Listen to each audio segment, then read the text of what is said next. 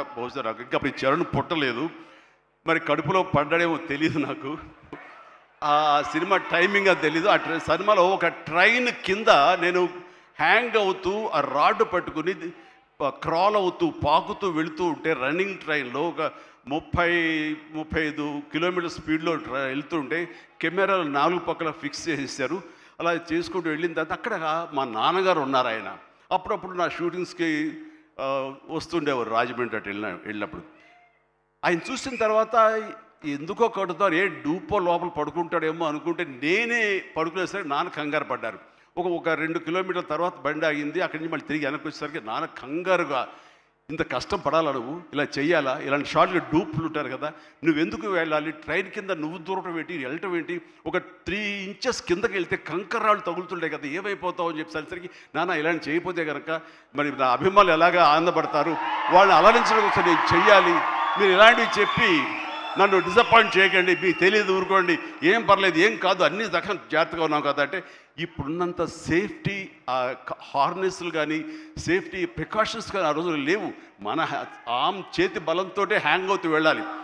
And అది చూసిన తర్వాత నాన్న ఒక మాట అన్నారు, రేపు పొద్దున ఇప్పుడు అమ్మాయి కడుపుతో ఉంది, అది అమ్మాయి పుడతారు అబ్బాయి పుడతారు మాకైతే తెలియదు, కానీ వాడు అబ్బాయి అయితే కనుక, వాడు రేపు పొద్దున సినిమాలోకి వస్తే కనుక వాడు స్టార్ అయితే, వాడు ఇలాంటి కష్టాలు పడితే, ఇలాంటి దెబ్బలే తింటే నా బాధ ఏంటో నీకు అప్పుడు తెలిసి వస్తుందిరా అని చెప్పి నాన్న అన్నప్పుడు, లేదు ఈ కంటి మీద దెబ్బ తగిలింది, మణికట్టు ఫ్రాక్చర్ అయ్యింది అని అన్నప్పుడు నాకు మా నాన్నగారు గుర్తుకొచ్చారు.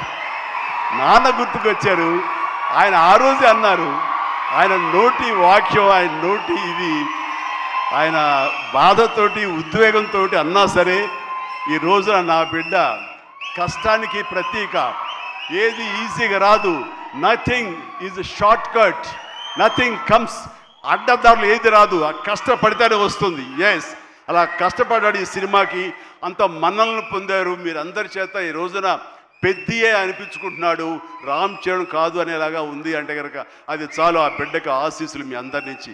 ఇలాగే ఉంటాం మేము, ఎప్పుడు కష్టపడ్డ ఒకటే నమ్ముకున్నాము, కష్టపడతాం తప్ప ఏది షార్ట్ కట్లో కావాలని కోరుకోవు, ఒళ్ళు వంచి పనిచేస్తాం. ఈ రోజుకి అదే, ఈ రోజు కూడా చిరంజీవి గారు మీరేంటి 2 పూటలు ఇంకా ఎక్సర్సైజ్ చేస్తారంటే, అవకాశం ఉంటే 2 పూటలే చేస్తాను, బట్ ఒక పూట మాత్రం చాలా ఖచ్చితంగా చేస్తాను. ఇద్దరం జిమ్లో ఒకరు పోటీ పడుతుంటాం అనమాట. మరి సరదాగా పర్సనల్ విషయాలు మీతో నేను షేర్ చేసుకోవడం ఆనందంగా ఉంది.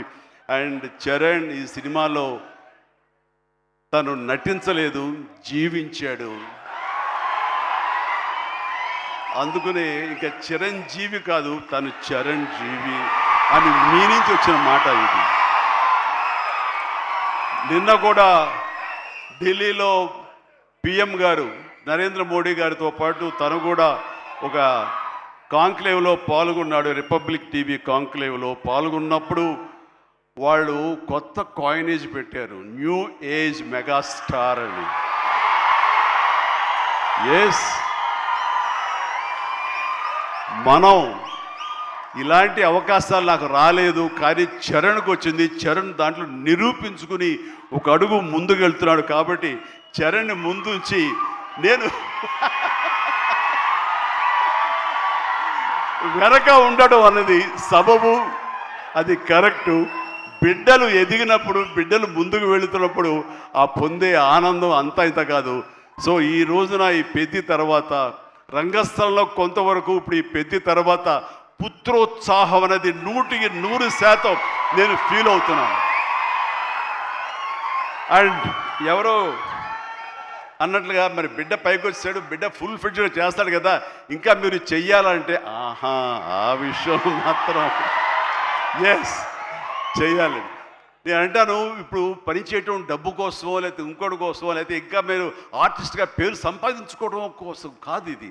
ఇది పని చేయటంలో ఆనందం ఉంది, పని చేయటంలో ఒక ఎనర్జీ ఉంటుంది. సో అది పూర్తిగా జీవితకాలం అనుభవించిన నాకు, 47 సంవత్సరాల పాటు అనుభవించిన నాకు, ఆ పని అంటే ఆ ఉత్సాహం అంతే. జస్ట్ 24 అవర్స్ బ్యాక్ మొన్న ఉదయం 4:30 లేచాను. ఎందుకంటే ఎక్కడో అల్యూమినియం ఫ్యాక్టరీలో నేను 8 o'clock షార్ట్లో ఉండాలి అంటే 4:30 లెగిస్తేనే కానీ నేను వెళ్ళలేను. 4:30 లేచాను, ఒక 1 hour ఎక్సర్సైజ్ చేస్తాను, మేకప్ అండ్ వెళ్ళిన తర్వాత ఏం ఓపిక అండి మీకు అట్లాగా, ఇంకా ఎన్నాళ్ళు పని చేస్తారు మా ఆవిడ అంటుంటే, సరే చాలు వెళ్ళమ్మా ఇలా చెప్పిన డిసప్పాయింట్ చేయకుండా నేను చేయాలి, చేతిలో ఉత్సాహం అని చెప్పి అంటాను.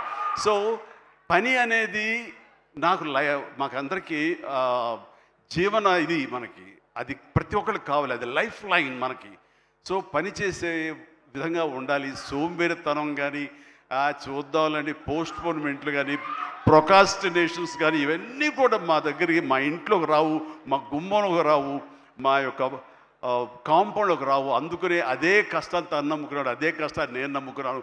మా కష్టానికి ప్రతిఫలంగా మమ్మల్ని ఎక్కడో మీ గుండెలు ఎక్కడో పెట్టారు.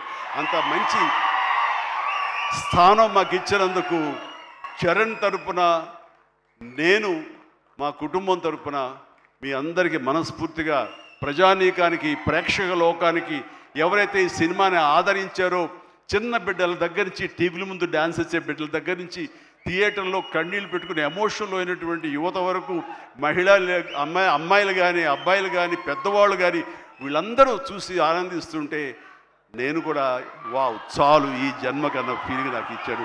Thank you Charan, love you రా, లవ్ యూ మై గాడ్. ఇక ఈ సినిమాలో ప్రత్యేకంగా చెప్పాల్సింది నెక్స్ట్ జగపతి బాబు గారు. జగపతి బాబు గారు ఆంగికం, ఆహార్యం టోటల్గా మారిపోయింది. అసలు జగపతి బాబు అనే ఆ వాయిస్ వినేంతవరకు నాకు తెలియదు.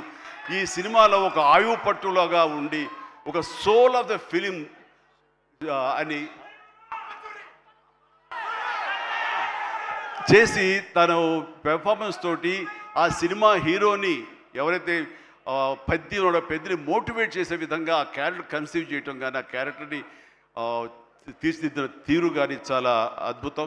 అలాగే ఒక హుందాతనంతో శివరాజ్ కుమార్ ఎందుకు పెట్టారా, ఏముంటుందో అనుకుంటే కనుక, చరణ్ లాంటి ఆర్టిస్ట్ని మీద అజమాయిషీ చేసేవాడు ఎవరైనా ఉండాలి అంటే వాడికి ఒక స్టామినా ఉండాలి, ఒక స్ట్రెంగ్త్ ఉండాలి, ఒక ఇమేజ్ ఉండాలి. అందుకనే శివరాజ్ కుమార్ నాకు సోదరుడు సమానం.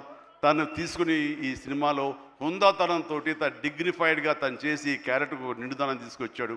అలాగే తన అందచందాలతో ఆనాడు మా శ్రీదేవి తనయ జాహ్నవి కపూర్ తన అందాలతోటి, సాంగ్స్ తోటి అమ్మాయి అలరించింది.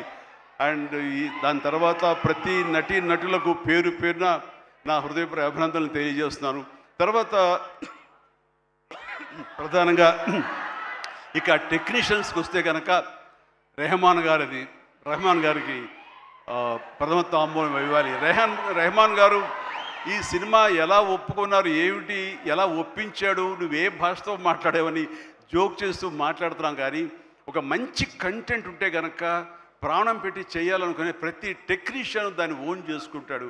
ఆ రకంగా ఈ కథని పెద్దని ఓన్ చేసుకుని దానికి ప్రాణప్రతిష్ఠ చేసినటువంటి రెహమాన్, దాని సాంగ్స్ ఇచ్చి మేము అందరి చేత ఉత్సాహంగా కేరింద్ర పెట్టే విధంగా, ఉత్సాహం డ్యాన్స్ ఇచ్చే విధంగా చేసినటువంటి రెహమాన్ గారికి కూడా సభాముఖంగా నా హృదయపూర్వక అభినందనలు తెలియజేస్తున్నాను.